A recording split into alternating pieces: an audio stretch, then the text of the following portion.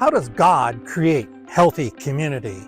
In Acts chapter 2, verse 42, it says that they devoted themselves to the apostles' teaching and prayer and the breaking of bread. This is the early church. Now, there is no perfect churches.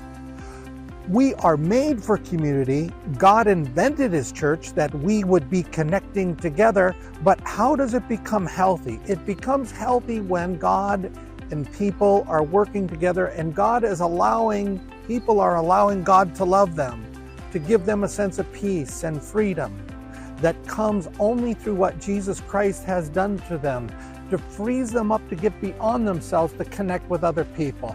It happens through the gospel, through His great love and mercy given to us in Jesus Christ. I hope this video has been helpful for you, but in any case, as we say, Salam alafia, paz de dias and tu viaje. God's peace be with you on your journey.